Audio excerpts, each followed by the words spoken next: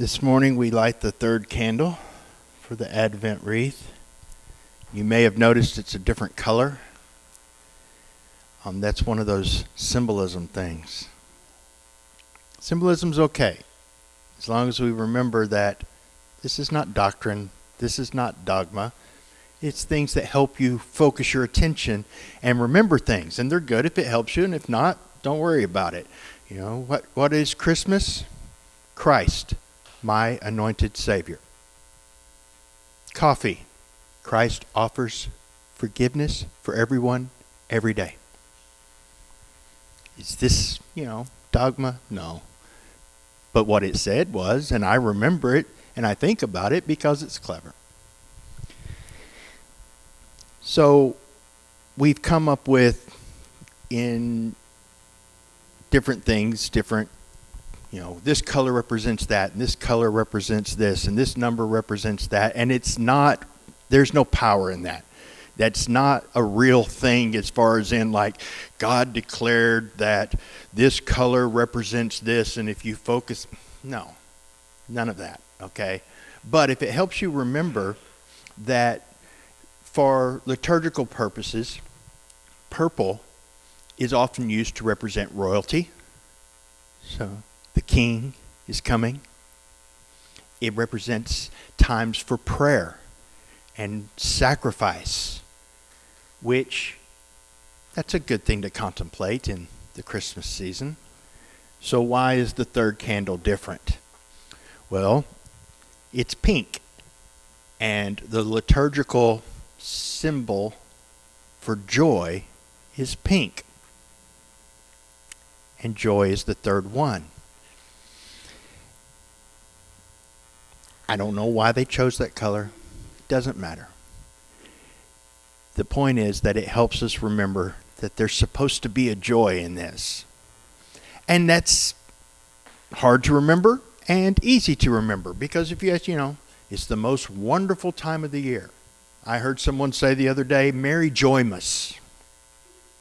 I like that. That's kind of cool.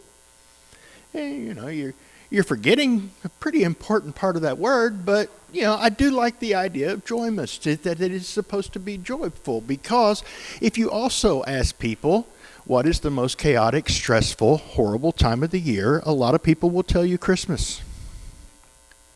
And unless you're a person who really enjoys being under pressure and being stressed and chaos, it can be a time that you dread. Suicide rates are high during the Christmas season. Loneliness is magnified. It's hard sometimes to be joyful when you think about the people that you're not going to see, when you think about the people that you're going to have to see. All the things you have to do. It's also at the end of the year, so you're looking at, I didn't accomplish everything I planned on accomplishing this year, or, everything just went up, Okay. My insurance is going to cost me over $1,000 more next year. Wonderful. There's all these things that come about this time of year that can take away our joy. But that's really not what it's about.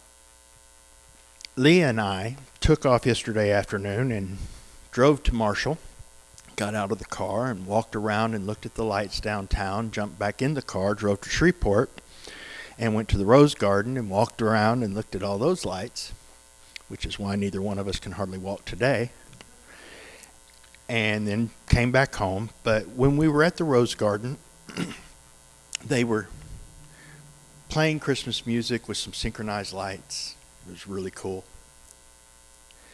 And we were walking away from that area, and we were going to this area where they had these panels that were painted by youth. And we're looking at them, and some of them were really good. It was fun to look at. Lee and I both enjoy art. And this song came on just on the edge of the hearing, because we had almost walked far enough away. And it was an instrumental, but I hear lyrics in instrumentals. And I'm hearing this and I'm going, no. And I listen a little more closely and yeah, that's what they're playing. This isn't a Christmas song. Because in my head, what I'm hearing is, amazing grace, how sweet the sound, that saved a wretch like me. That's not a Christmas carol. And then I thought, actually, that's the very essence of the whole thing. That's what it's all about.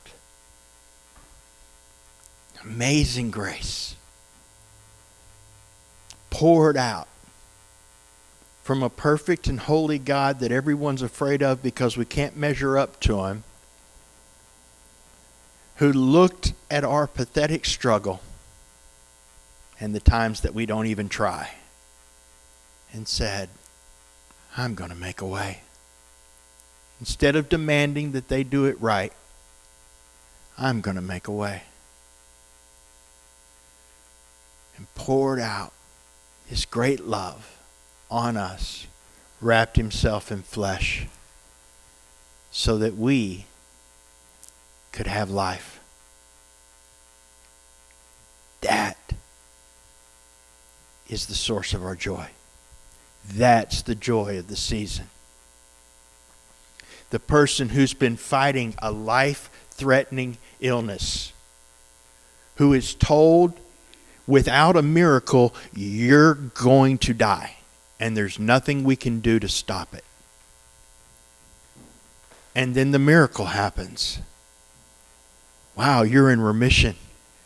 It's gone. You're going to live. It doesn't necessarily mean they're instantly well. Okay, you've still got a long recovery time. It's going to be slow. You're still going to have some pain. You may have some pain for the rest of your life, but you're going to live. This didn't kill you after all. When you see someone receive news like that, you see joy.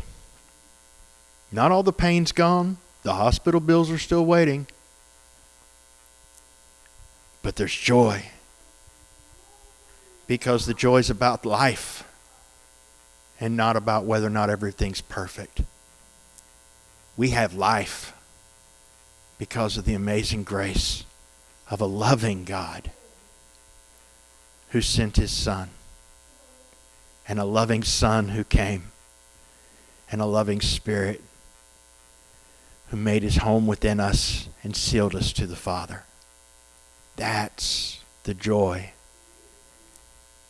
It has nothing to do with who we see and don't see, and whether or not everything gets baked that was supposed to get baked, and if it comes out well, and if all the presents and all the bills and all the. It's not about whether or not everything's perfect. And hey, we're in East Texas. The only white we may see is if we're lucky enough there's frost. Leah's still hoping for snow. I'm hoping for 75 degrees. Yeah. It's actually, there's more of a chance it'll snow on Easter than on Christmas around here. But our joy is not in the lights and the trappings and the gifts, and even in spending time with family. Those things can be good. But our joy is in life that comes from the same place we find our hope. We have peace with God because love came down. So that's what we focus on. And I know we're a couple of months early for seeing it flooded everywhere, but if you happen to come across the color pink while you walk around this next week, remember that no matter what chaos and stress is going on in your life, if you know Jesus, you can have joy.